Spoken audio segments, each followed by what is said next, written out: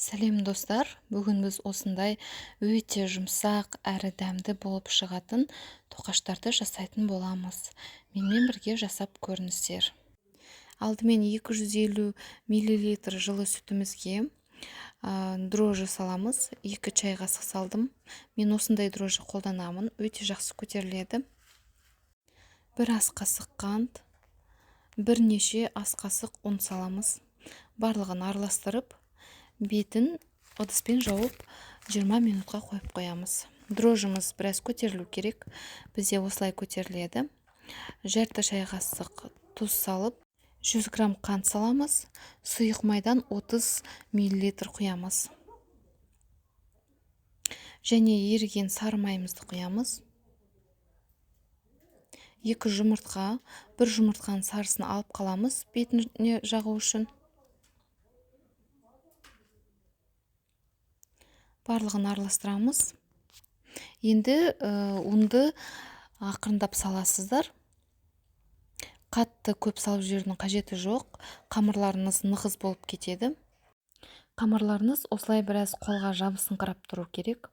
Енді бетін жауып, жылы жерге 1 сағатқа қойып қоямыз.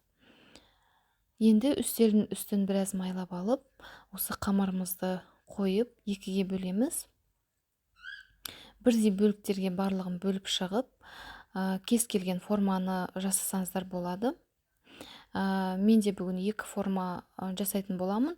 Біреуі салмасыз, домалақ қылып жасаймын. Екіншісін жүрек тәріздес етіп жасайтын боламын. Сіздер де домалақ қылып жасайтын болсаңыздар, бетіне посыпка себуге болады. Мен ештеме сеппедім. Жүрек тәріздес формамызды жасау үшін бірінші оқтаудың көмегімен жұқалау етіп жайып шығамыз. Семішкен майымен біраз майлаймыз. Және үстіне 1 шай қасықтай қантты себеміз. Қамырымызды видеодағыдай ораймыз. Одан кейін осылай бүктейміз. Ортасынан пышақпен кесіп шығамыз. Арасын ашқан кезде осылай жүрек тәріздес форма болады. Осы рецептпен тоқашты жасайтын болсаңыздар, дәл осы форманы жасап көріңіздер, өте дәмді әрі қатпарлы болып шығады. Тоқаштың барлығын 20 минутқа бетін жауып көтерілуге қоямыз. Бетін жұмыртқаның сарысымен осылай жағып шығамыз. 180 градуста жарты сағатта пісіріп аласыздар. Осылай өте әдемі әрі дәмді болып пісіп шығады. Міндетті түрде жасап көріңіздер, ас болсын.